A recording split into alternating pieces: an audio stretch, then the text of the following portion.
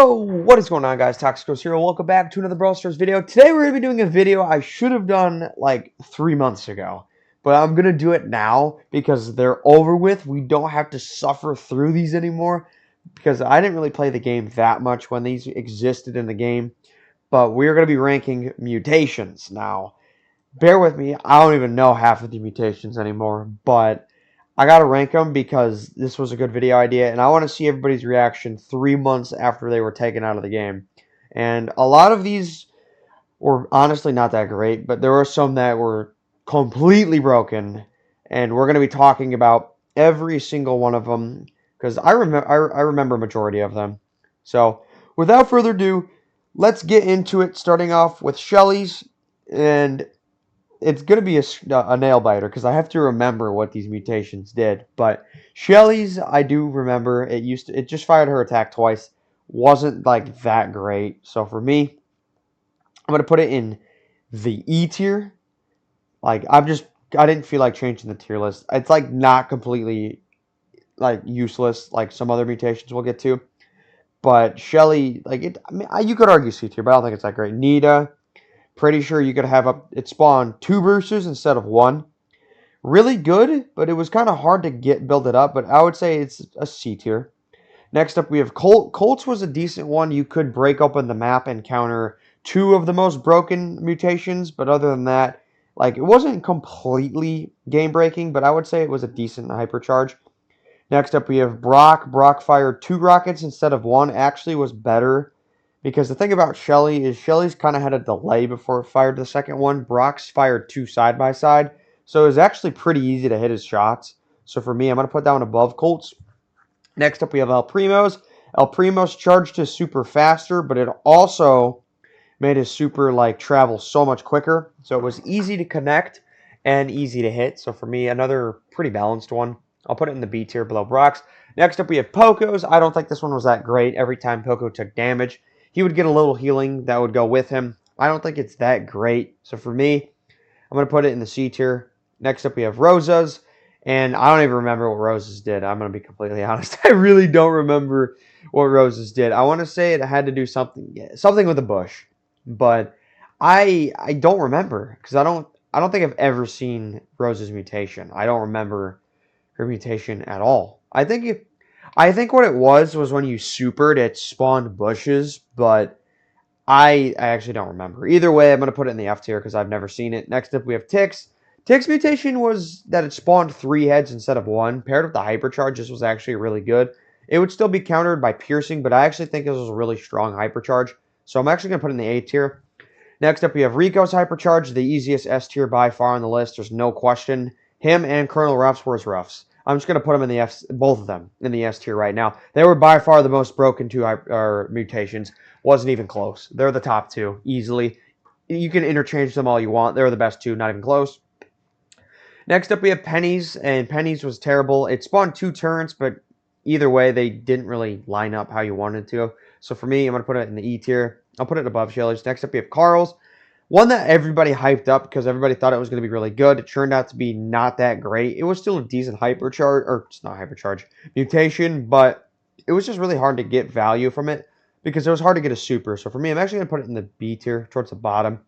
Next up, we have Bose. Bose just gave him unlimited mines. Honestly, not that great because it was really hard to get mines in the first place. I'm going to give it F tier.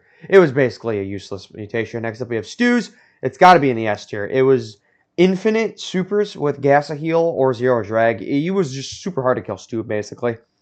Next up, we have Piper, who shot 2 projectiles. But Piper deals a lot of damage, so it's easier to get value from her compared to brawlers like Shelly. So for me, I would put her right under Brock. I think Brock's is a little bit stronger. Next up, we have Pam.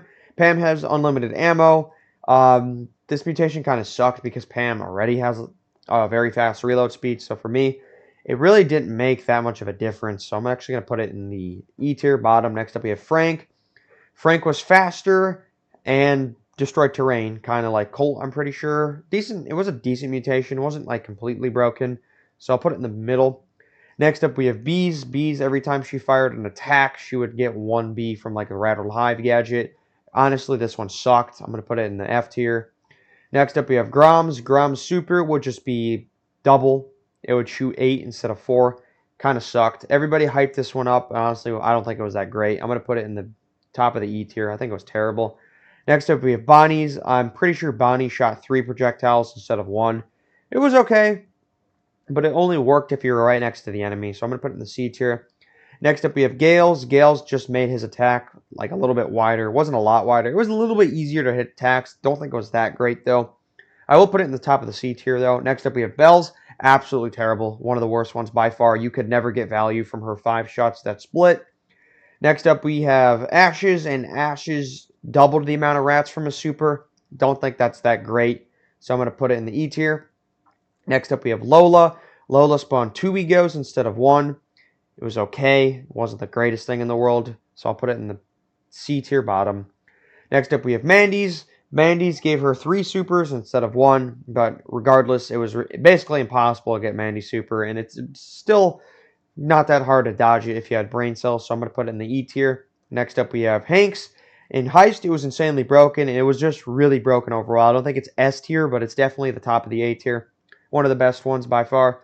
Next up, we have Angelo. His attacks fired 3 instead of 1. Decent on Angelo, because Angelo can use auto-aim to his advantage, and he could just burst out a lot of damage. So I actually think this one's a really strong one. I'm going to put it in the top of the B tier. Next up, we have Max. Max had unlimited ammo, very similar to Pam's. I think it's a little bit better on Max, because Max has better burst. But still, I feel like Max already has a very fast reload speed as is. So for me, I'll put it in the bottom of the C tier. Next up, we have Sprout. Sprout's attack fired twice instead of once. The problem with Sprout is he was a thrower, and it really wasn't that great. So for me, I'm going to put it in the top of the E tier. I don't think it was that good. Next up, we have Squeak. His super would just be the size of his main attack. This one sucked. I'm not going to lie. I'm going to put it in the bottom of the E tier. Next up, we have Buzz's. Buzz's, this one was so hyped up for all the wrong reasons. Buzz's super range was doubled, but honestly, I feel like this made it worse, because it was... Sometimes when you miss Buzz's super, you just want it to miss, or you want to hit the enemy. There's no reason you really need his super range doubled. Like, he already has a long range as this, so I'm going to put it, like, towards the bottom of the F tier. I don't think this one was that great. Eve's, I'm pretty sure it spawned... I don't even remember Eve's, I'm not going to lie. And I'm pretty sure I got it, too. I actually don't remember. I don't remember Eve's. I think it spawned more hatchlings or more eggs. But I'm not going to lie to you, I don't remember this one. So I'm going to put it, though, in the...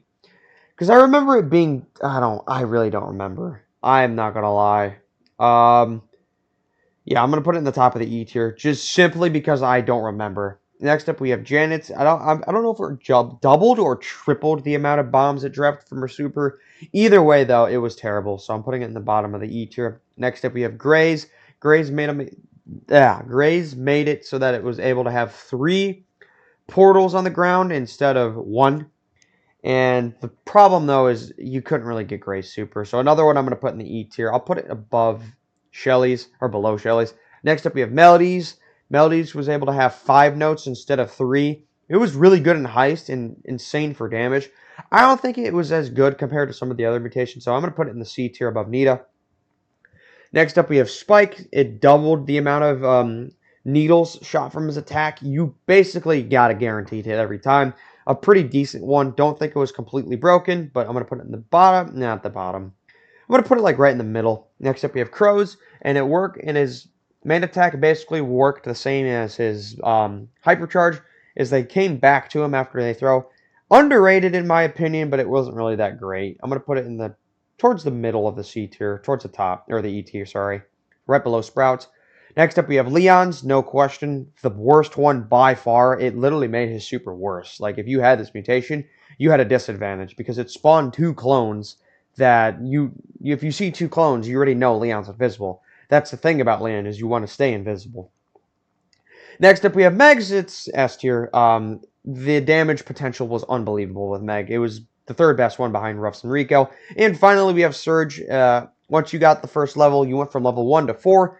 Was okay, but at the same time, like, it's really not that hard to farm off. And honestly, with all the other mutations, it was really hard to level up with Surge. So for me, he's going to be in the middle of the C tier, and that's going to be it. I hope you guys enjoyed this one. Let me know if you agree, disagree.